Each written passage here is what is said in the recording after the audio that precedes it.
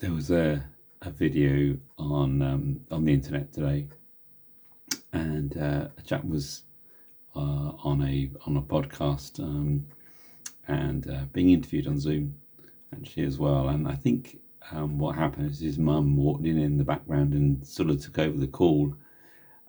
Sometimes these moments aren't always easy to deal with, are they? When we feel a little bit photobombed and we feel like someone's bounced into our life, their images bounced in. And it's a little bit like that, isn't it, on social media as well? Sometimes we're constantly bombarded by images. Should I share? Should I like? What does this image represent to me? Whose image is impacting and influencing my mind?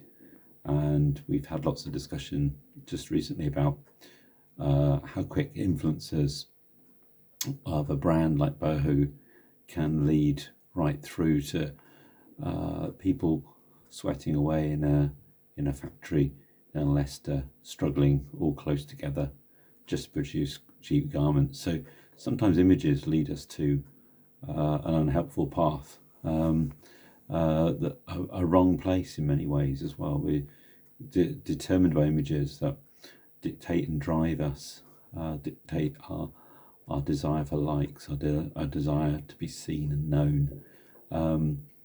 And there's a greater and more perfect image that is better to pursue and in many senses to replicate and be conformed to and be drawn to. That's the image of Jesus, the one who whose face was marred, who was punished for us, who went through so much, even a sense of losing identity so that we might find identity in him, that we might find a real purpose and meaning and a sense of what is the real image that we need to be pursuing, the one that makes us whole, the one that makes us complete, the one that God had always planned for us to be made in the image of God, to be whole and complete and healed and restored, not just slightly photoshopped.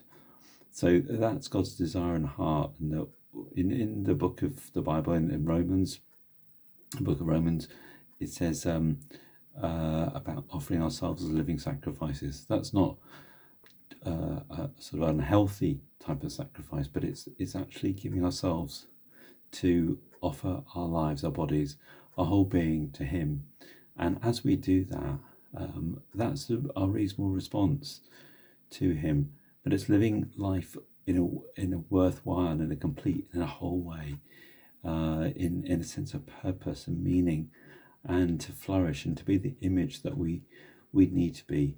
And we're so full of desire sometimes to be liked and to be loved and to be accepted, and yet that's the image that God longs for us to find, because in that we will be fully accepted and liked and fully restored to be the person that we need to be. And there's that purpose that is eternal and is long lasting and gives us a sense of true meaning.